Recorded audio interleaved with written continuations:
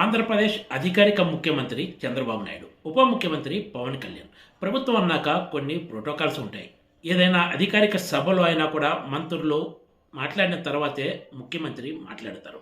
కానీ ఉప ముఖ్యమంత్రి పవన్ కళ్యాణ్ ఇలాంటి వాటిని పెద్దగా పట్టించుకున్నట్లు కనిపించడం లేదు. ఆయన ఆంధ్రప్రదేశ్ సూపర్ సీమ్గా వ్యవహరిస్తున్నారనే చర్చ టీడీపీ వర్గాల్లో సాగుతుంది. ఇది ప్రజలకు ఏమాత్రం మంచి సంకేతాలు పంపదనే అభిప్రాయం వ్యక్తమవుతుంది. గురువారం నాడు తిరుపతిలో చోటు చేసుకున్న ఘటనల ఆధారంగా వాళ్ళు ఈ అభిప్రాయానికి వస్తున్నారనే చెప్పాలి. తిరుమలలో వైకుంఠ ద్వార దర్శనం టిక్కెట్ల కోసం తిరుపతిలో ఏర్పాటు చేసిన కౌంటర్లలో తొక్కిసలాట జరిగి 6 మరణించిన విషాద ఘటన చోటు చేసుకున్న సంగతి తెలిసిందే. అయితే ముఖ్యమంత్రి చంద్రబాబు నాయుడు గురువారం నాడు తొలుత తొక్కిసలాట జరిగిన ప్రాంతాన్ని పరిశీలించేసి అక్కడే టీటీడీ ఈఓతో పాటు జిల్లా కలెక్టర్, ఎస్పీలపై ఆగ్రహం వ్యక్తం చేశారు.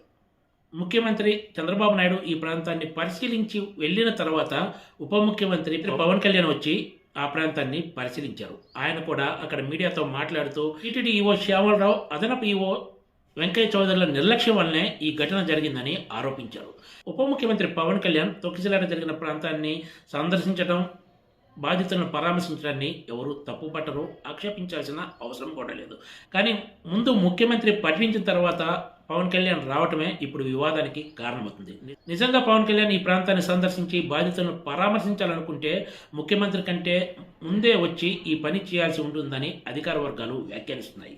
అలా కాకుండా సీఎంతో తమకేమీ సంబంధం లేదు, ఈ ప్రభుత్వంలో తమదో ప్రత్యేక వ్యవస్థ అన్న చందంగా ఉప ముఖ్యమంత్రి పవన్ కళ్యాణ్ సూపర్ సీఎంగా వ్యవహరిస్తున్నారనే ఆరోపణలు వినిపిస్తున్నాయి. ఇదే ఇప్పుడు అధికార రాజకీయ వర్గాల్లో హాట్ టాపిక్గా మారింది.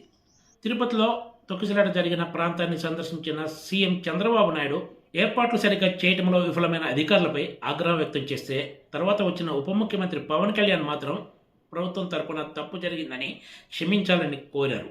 అధికారులు చేసిన తప్పిదానికి ప్రభుత్వం నిందలు మోయాల్సి వస్తుందంటూ వ్యాఖ్యానించారు. ఆ అధికారులను నియమించింది కూడా ప్రభుత్వమే అన్న సంగతిని పవన్ కళ్యాణ్ విస్మరించినట్లున్నారు. కొద్ది రోజుల క్రితం ఉప ముఖ్యమంత్రి పవన్ కళ్యాణ్ బహిరంగ వేదికపై మాట్లాడుతూ ఇలాగైతే తాను హోంశాఖను తీసుకోవాల్సి ఉంటుందంటూ సంచలన వ్యాఖ్యలు చేసిన సంగతి తెలిసిందే.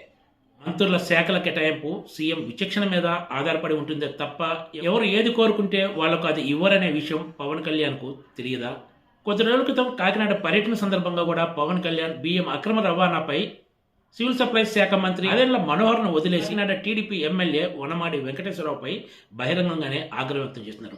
బియ్యం అక్రమ రవాణా జరుగుతుంటే మీరంతా ఏం చేస్తున్నారంటూ ఆయన ప్రశ్నించారు.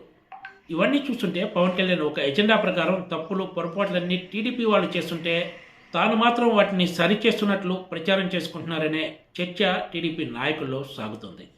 రాబోయే రోజుల్లో కూడా ఇదే ట్రెండ్ కొనసాగుతుందా, లేక ఏమైనా దిద్దుబాటు చర్యలు చేపడతారా అన్నది వేచి చూడాల్సిందే. Please subscribe TGTV.